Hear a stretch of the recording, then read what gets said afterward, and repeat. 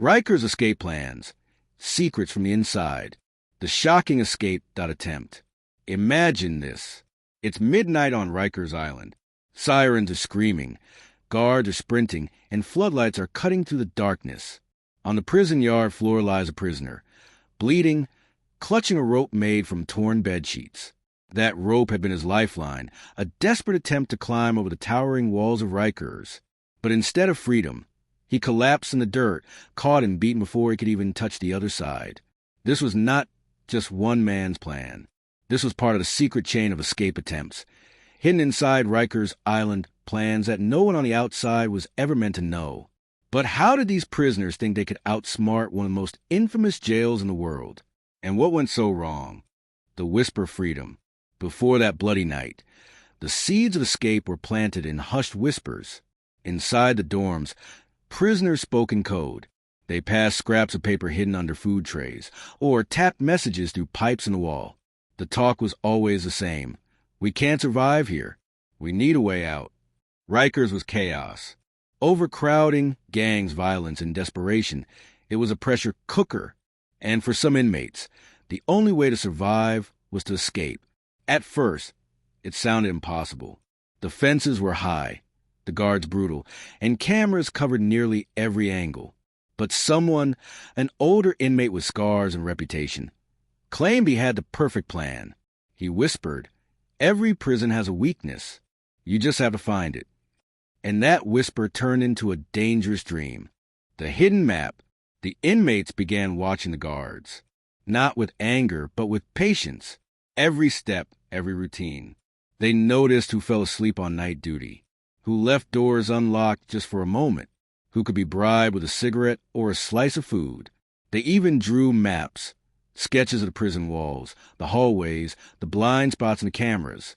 These were scratched into the back of books or carved under bunks where only the desperate would look. But danger was everywhere. A single slip could mean punishment, or worse, being transferred to solitary. So they worked in silence. Until one night, an inmate slipped a piece of paper into another man's hand. On it, a simple drawing, the fence and the spot where the cameras never reached. The plan was taking shape. But then, just as they were about to test their first move, guards stormed the dorm, flipping beds, tearing through belongings. And there, in the chaos, one of the sketches nearly slipped into the light. Would their secret be exposed? Close call on the raid. The dorm was chaos. Guards ripped open mattresses, flipped lockers, and dumped trays of food on the floor. Every inmate stood frozen, trying not to make eye contact. One guard grabbed the bunk where the hidden sketch was carved underneath. He kicked it, shook it, and started tearing away the sheet. The inmate who owned that bunk could feel his heart hammering in his chest. If they found the drawing, the plan would be over before it even began. But at the very last second, another fight broke out across the dorm. Two inmates started brawling, blood spilling, fists flying. The guard dropped everything and rushed toward the fight. The bunk was left unchecked. The sketch survived. The plan survived. And the dream of escape grew even stronger. The rope of bedsheets. Now, the inmates needed more than just drawings. They needed tools. They began tearing sheets into strips, twisting and braiding them at night while pretending to sleep. They traded food for small pieces of metal, spoons that could be sharpened, wires that could pick locks. Every strip of cloth was hidden in vents, toilets, and even inside pillows. At first, the guards didn't notice. Rikers was overcrowded, and chaos was normal. But slowly, the rope grew longer, heavier, a secret lifeline waiting for its moment. Finally, one night, the leader whispered, "It's ready." The plan. Climb the wall using the rope of bedsheets, reach the blind spot of the cameras, and vanish into the night. But no plan inside Rikers ever goes smoothly. Because just as they prepared, a new inmate, desperate for protection, overheard the whispers. And he had a choice. Join the plan or sell to the guards. The betrayal. Inside Rikers, betrayal was currency. The new inmate walked straight to a guard and whispered, "They're planning something. I can tell you where." But guards didn't move right away. Instead, they waited, letting the plan unfold, hoping to catch them in the act. The inmates never saw it coming. On the night of the escape, the rope was ready. The signal was given. One prisoner slipped into the yard, clutching the braided sheets. His hands shook as he threw the rope upward, hooking it over the wall. For the first time in years, freedom was within reach. He climbed 1 step, 2 steps, 3, his muscles burning, his heart pounding. But halfway up, the floodlights snapped on. Dozens of guards poured into the yard. The betrayal had sprung the trap. Caught in the floodlights, the prisoner froze on a rope. Blinding white light burned his eyes, and he could hear the guards screaming, "Get down! Get down now!" But he didn't stop. His hands gripped tighter, his legs kicking, dragging him higher up the wall. He was so close he could smell the air of freedom beyond the fence. Then bang! A warning shot echoed across the yard. The rope trembled in his grip. He hesitated for just a second, and that's all it took. A guard grabbed the rope from below and yanked it with full force. The prisoner lost balance, crashing to the ground with a sickening thud. The escape had failed, but it wasn't the end, because inside the dorms, the others weren't ready to give up. The secret tunnel talk, the fall, and the siren spread fear through the prison. For days, guards stomped through dorms, punishing everyone. Solitary cells filled up, but even then whispers didn't die. Some inmates started talking about another plan, not over the wall, but under it. They studied the old building foundations. Rikers was built on landfill, unstable ground. Pipes, cracks, and forgotten maintenance tunnels ran beneath certain units. One prisoner swore he had seen a loose grate during kitchen duty. He said it led to a crawl space, maybe even beyond the walls. The dream was alive again, but digging meant time, and time meant risk. Every day, someone could slip, talk, or betray. Still, the planning began. They collected spoons, trays, and broken mop handles. Every item could be sharpened, every tool repurposed. And just when hope was growing again, guards discovered a vent that had been tampered with. Punishment in solitary. The discovery sent shockwaves through the jail. The guards didn't ask questions. They dragged men from their bunks and threw them into the box, Rikers' notorious solitary cells. Pitch black, 23 hours a day in silence. No rope, no tools, no maps. But solitary didn't kill the dream. From cell to cell, inmates tapped on the walls, passing messages through pipes and air vents. They promised each other, "We'll try again." And as one man sat in the dark, bruised and hungry, he whispered to himself, "The walls can't hold us forever." But the next escape idea would be the boldest one yet. The chapel key. After weeks in solitary, some inmates were released back into the general units. They looked beaten, but their spirits weren't crushed. If anything, the time in the box had hardened them. One of them whispered about a guard who worked in the prison chapel. This guard was careless. He left keys dangling on his belt, close enough to touch if someone got near. The plan: create a distraction during Sunday service. While the guard rushed to break it up, someone would slip the key off his belt. That key could open doors most inmates had never even seen unlocked. It was insane, dangerous, almost suicidal. But in Rikers, desperation pushes men to gamble everything. And so, one Sunday morning, the chapel filled with whispers, prayers, and pounding hearts. Suddenly, 2 inmates leapt up and started fighting, flipping benches, throwing fists. Guards rushed in, chaos everywhere. And in that storm, one prisoner slid behind a chapel guard, and his hand brushed against a dangling key. Turning the key was real, heavy, cold. He tucked it inside his sleeve and slipped out with the crowd when service ended. For days, the prisoners tested it in secret. Late at night, they tried doors, storage rooms, staff hallways, even a side exit near the kitchen.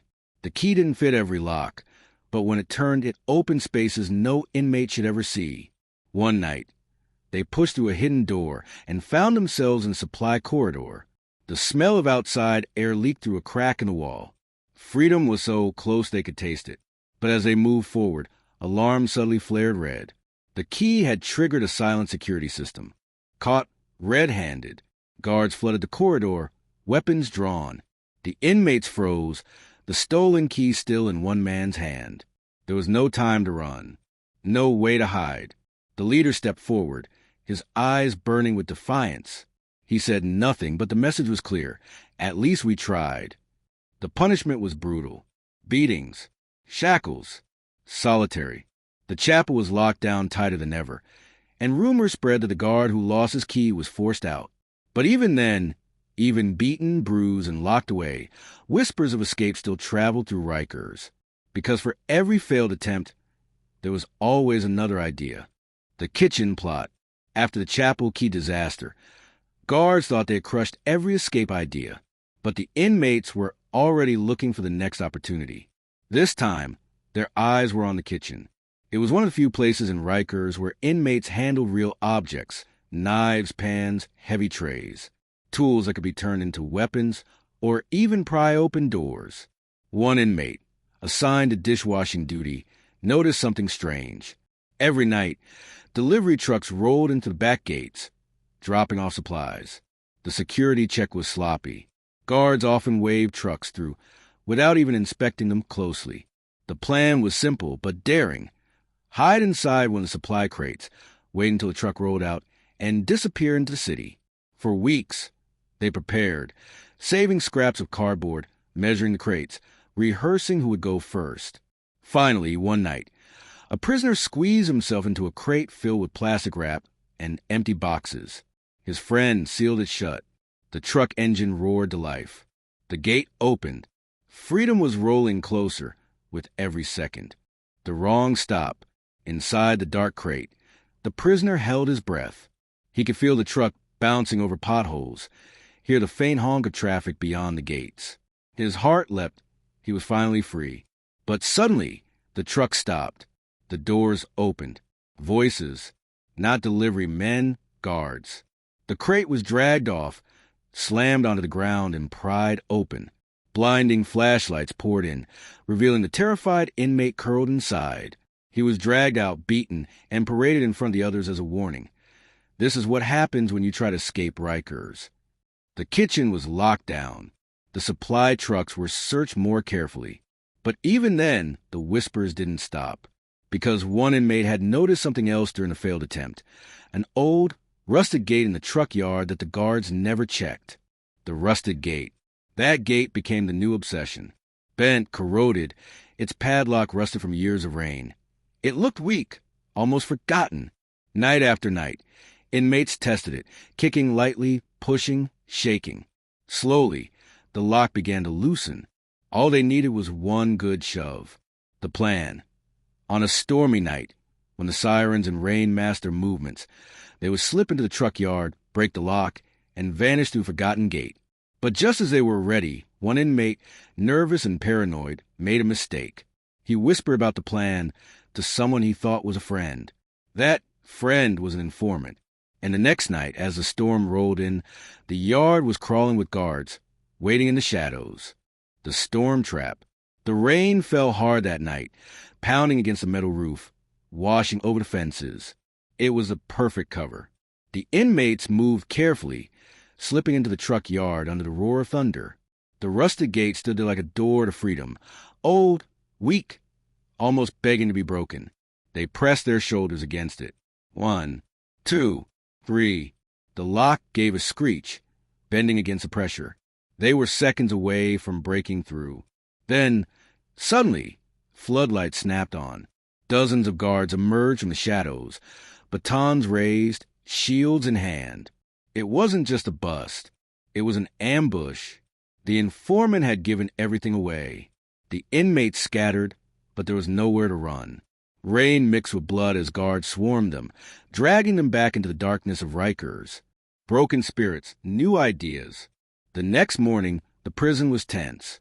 Inmates limped back from solitary, bruised, swollen, their escape dreams crushed again.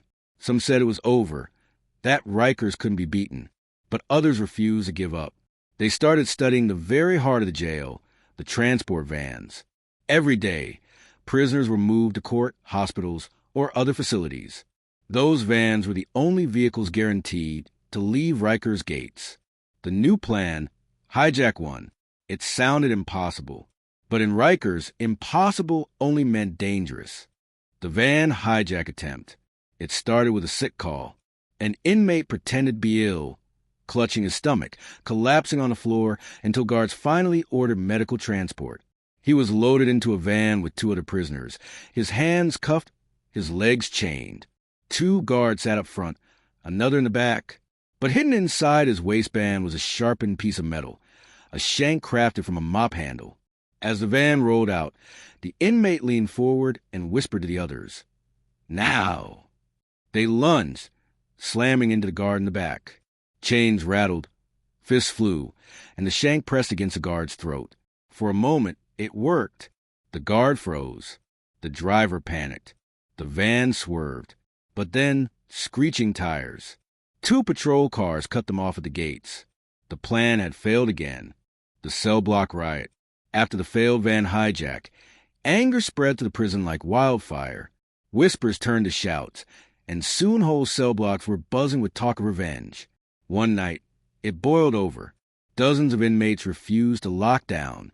They banged on the bars, flipped tables, and hurled trays across the floor. The chaos spread until it looked less like a protest and more like a riot. And hidden inside the madness, a smaller group had one goal: escape. They rushed toward a service corridor, breaking doors with pipes, trying to push deeper into the restricted zone. But they never made it far. Guards in riot gear stormed in, swinging batons, firing gas. The entire block choked on smoke as men coughed, cried, and collapsed. The escape attempt ended before it began. But the riot proved one thing: Rikers wasn't under control. The guards' weakness. In the days that followed, the prison tightened security. But every lock has a weakness, and sometimes the weakness is human. One inmate noticed a guard who always lingered too long near the phones. Rumor was he had debts on the outside, gambling, money he couldn't pay back. Desperation makes people vulnerable. The inmates made an offer: look away for 5 minutes, just once, and his problems would disappear. The guard hesitated. He knew the risk, but the debt was crushing him, and temptation was stronger than loyalty. So the plan was set. On a quiet night, the guard would ignore a certain hallway, and in that hallway, the escape would begin. The silent corridor. The night came. The guard turned his head, pretending not to see as 3 inmates slipped down the unguarded corridor. The silence was suffocating. Every step echoed. Every door loomed like a threat. At the end of the hall stood a steel exit door, rarely used, rusted but real. They pulled out a stolen screwdriver, working furiously at the lock. The metal groaned, then clicked. The door cracked open, letting in the faint smell of outside air. Freedom was just one more push away. Then, suddenly, the alarm shrieked. The friendly guard hadn't kept his word. He'd sold them out. Guards stormed in, dragging the men to the floor as the door slammed shut forever. The air vent plan. After the betrayal in the corridor, hope seemed crushed. But inside Rikers, even hopeless men keep dreaming. One inmate, skinny and wiry, claimed he had discovered something while cleaning: a loose vent cover in the shower block. He said connected to a maze of air ducts, narrow, filthy, but leading close to the outer walls. It sounded insane. But desperate men don't need perfect plans, just possible ones. For weeks, they studied the vents. At night, they loosened screws, widened openings, and mapped the maze by memory. They even smeared soap on their arms and legs to squeeze through the tightest spaces.